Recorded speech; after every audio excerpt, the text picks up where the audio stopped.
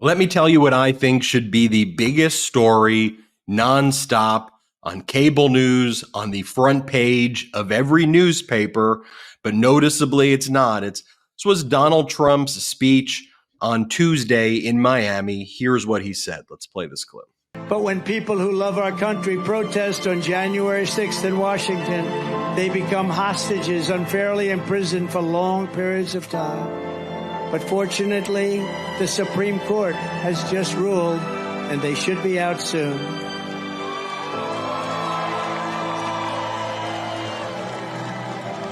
Okay, you have QAnon music in the background. You have Donald Trump praising January 6th insurrectionists. I want to call in Congressmember Jake Auchincloss. Congressmember Auchincloss, you were on Fox the other day. You've previously been on the MeidasTouch network before, and as they were trying to go, President Biden this and so division, you're like, can we talk about what Trump is saying for a second? So when I show you a clip like that, the fact that that's not what corporate media is talking about, the fact that that's not front and center drives me crazy. It led me to build a media network and quit my job as a practicing lawyer. What goes through your mind when you see that? I share your frustration because there is unfortunately the sense that because it's not new that he is saying things like that, it's not newsworthy. And that's not true, because the threat that he poses to democracy has not declined in the last 8 years. His first administration was the worst presidency in American history. His second administration will be even worse. And let's put some facts to that claim. We need to look no farther than Project 2025, which Donald Trump's closest advisors have pieced together as a MAGA administration in waiting. And number one, they're going to launch a war on women. They're going to monitor pregnancies throughout states to criminalize abortion, including abortion before 6 weeks. They are going to try to prevent the shipment of abortion medication across state lines. They're going to try to criminalize in vitro fertilization, which allows young families to start and to have kids. They are going to try to enforce a, quote, biblical definition of marriage. And anyone who is familiar with the Old Testament knows that women are the property of their husbands under Old Testament law.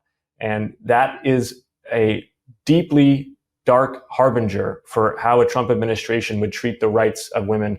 And you can hear that in their own commentary. One of the founders of Project 2025 joked about rescinding the 19th Amendment that allows women to vote.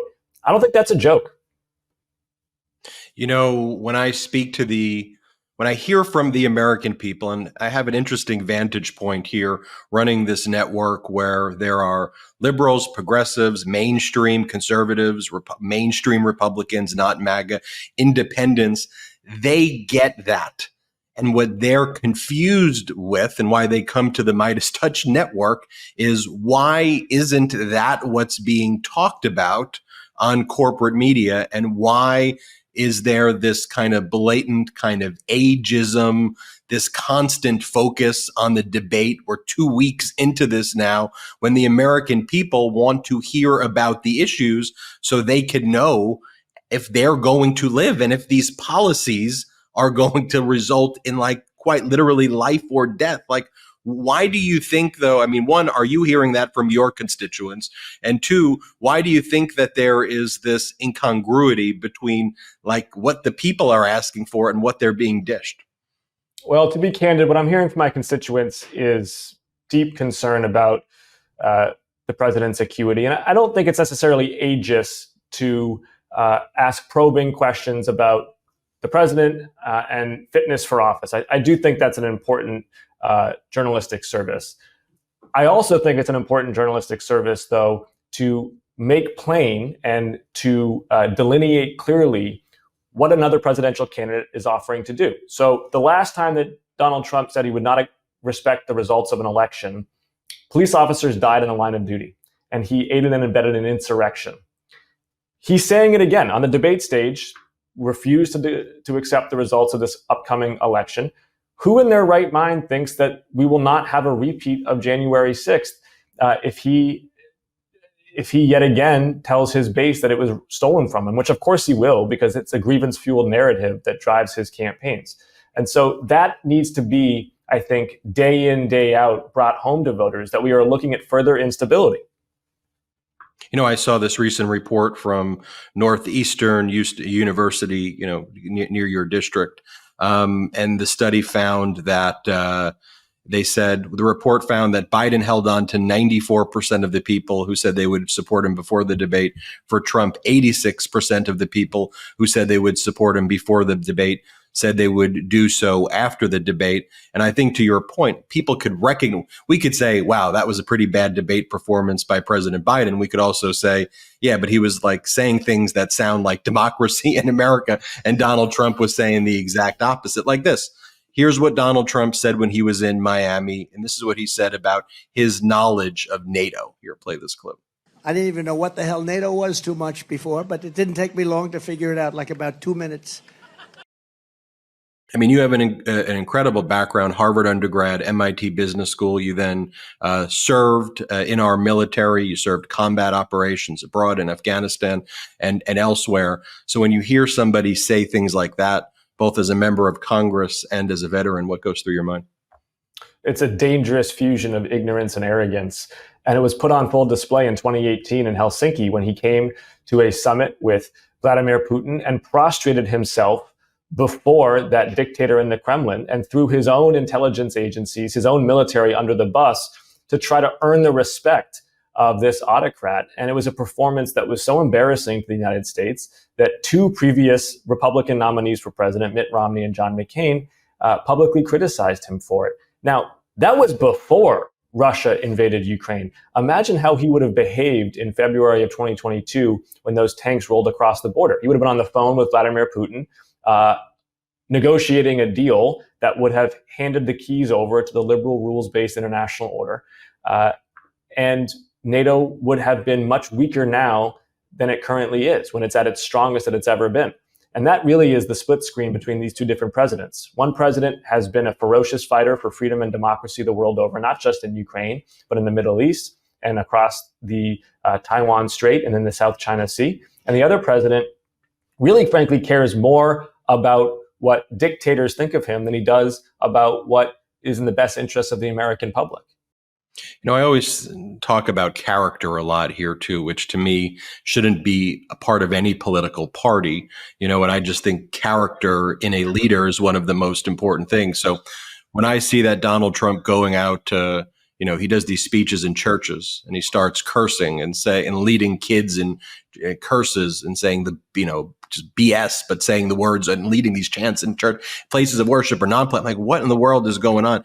This was from the speech in Miami also. Let me just show you what he says here. Like, this is part of his stump speech that, again, doesn't get any attention other than here on the MeidasTouch Network and a few other places, but play this clip.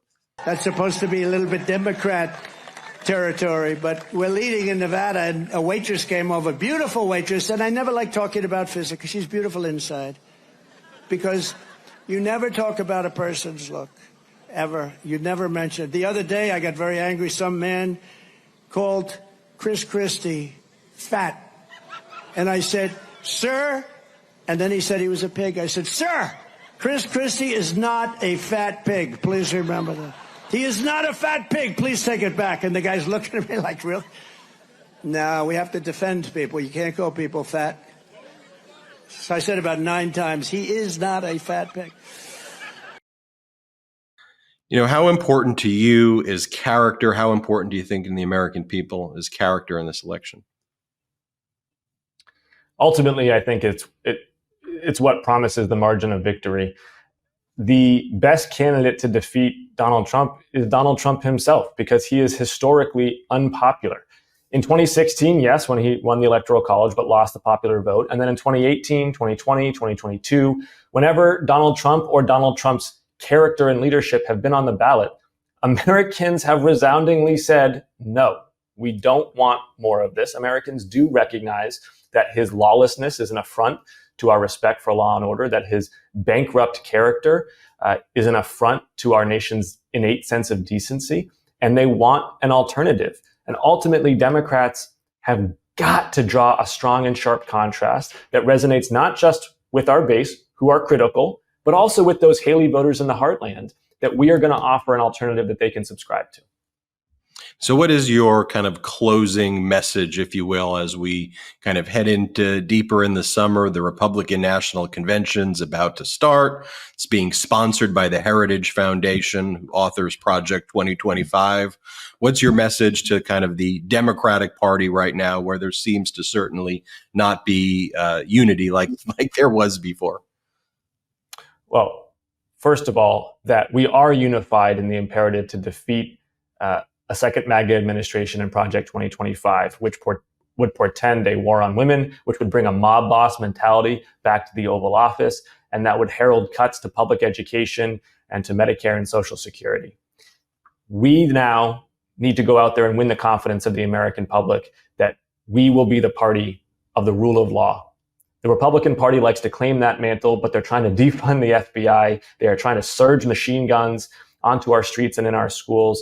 They are voting against bipartisan border security legislation. And oh yeah, they're nominating a convicted felon to be president of the United States. This is not the party of law and order. And Democrats can claim that mantle if we campaign and we govern on it, because ultimately this is a country that wants to be a government of law, not a government that is ruled by a wannabe dictator. Congressman Jake Auchincloss, thank you so much for joining us. We hope you do come back. Take care. Hit subscribe. Let's get to 3 million subscribers this month, and have a wonderful day. Love this video? Make sure you stay up to date on the latest breaking news and all things Meidas by signing up to the MeidasTouch newsletter at MeidasTouch.com/newsletter.